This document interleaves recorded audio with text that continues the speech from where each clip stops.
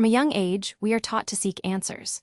Our education system, career paths, and social lives are built on the premise that certainty is safe and not knowing is a failure. We crave a clear map for our lives, a guaranteed 5-year plan.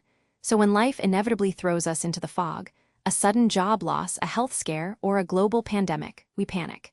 We grasp for control, often making decisions from fear rather than wisdom. This aversion to uncertainty is hardwired for survival. Our brains perceive the unknown as a threat, triggering fight-or-flight responses. But in the modern world, this ancient wiring becomes a source of chronic suffering. Yet, the greatest innovations and spiritual breakthroughs often arise from stepping into the unknown. Consider how the discovery of penicillin emerged from Alexander Fleming's accidental observation, or how many spiritual traditions view the unknown as a gateway to enlightenment. The first step to finding peace is understanding why we resist uncertainty, so we can begin to transform our relationship with it. What if the most profound growth and peace are found not in having all the answers, but in mastering the art of not knowing? Embracing uncertainty isn't about passive resignation. It is an active, skillful practice of releasing the need for control and learning to dance with the mystery of life. Think of it as trading a rigid map for a sensitive, living compass that responds to the terrain. Throughout history, mystics and philosophers have extolled the virtue of not knowing. Socrates claimed that true wisdom is knowing that you know nothing. In Kabbalah, the concept of Ein Sof represents the infinite, unknowable divine that precedes all creation. Similarly, in Zen Buddhism, the beginner's mind, Shoshin, is empty of preconceptions and open to possibility. By accepting that we cannot know everything, we open ourselves to intuition, creativity, and deeper connection with others and the world. The unknown becomes a playground for possibility rather than a prison of fear, inviting us to explore with curiosity and wonder. Shifting from fear to curiosity about the unknown is a trainable skill, much like building a muscle through repeated exercise. Start small, take a different route to work, try a new food, or strike up a conversation with a stranger. Each small act of embracing uncertainty rewires your brain to see the unknown as an adventure rather than a threat. A powerful practice is mindful not knowing. Sit quietly and observe your thoughts without needing to resolve them. Ask yourself, what if I don't need to know right now?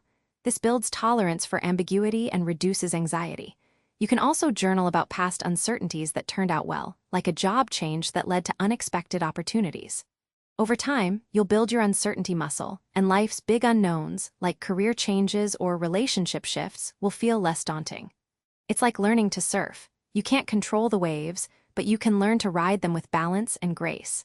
The entire narrative of the 7th Journey series is a masterclass in navigating profound uncertainty. The characters are constantly thrust into realms where the old maps are useless, and the only way out is through radical acceptance of the unknown.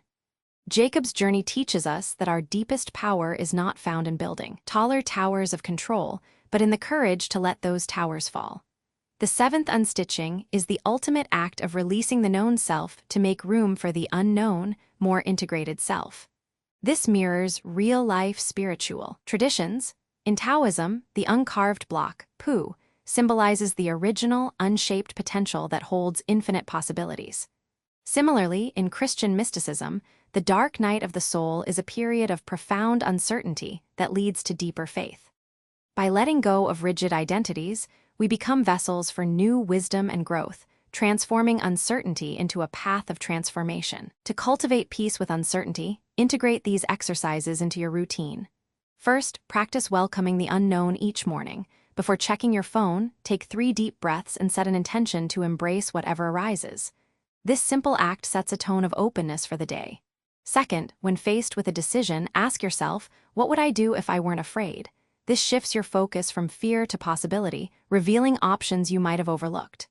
Third, create a not knowing journal where you list questions you can't answer, then sit with the discomfort. Over time, you'll notice the anxiety lessens as you become more comfortable with ambiguity. Finally, try a digital uncertainty fast. Turn off GPS and navigate using intuition, or leave your phone at home during a walk.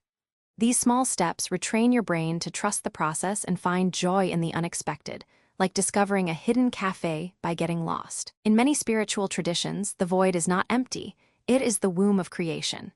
In Kabbalah, the tzimtzum is the divine contraction that makes space for the universe, a voluntary withdrawal to allow something new to emerge. Similarly, in Buddhism, sunyata or emptiness is the ground of all phenomena, not a nihilistic void but a field of potential. When we experience uncertainty, we are entering a creative void. Instead of fearing it, we can see it as fertile soil for new ideas, relationships, and identities. Artists and inventors often speak of the blank page terror, but they also know that from that nothingness, masterpieces emerge. Consider how J.K. Rowling conceived Harry Potter during a delayed train ride, a moment of emptiness that sparked a global phenomenon.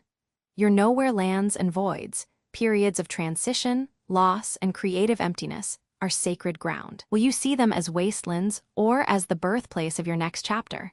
The choice is yours. When you let go of the map, you must learn to trust your inner compass.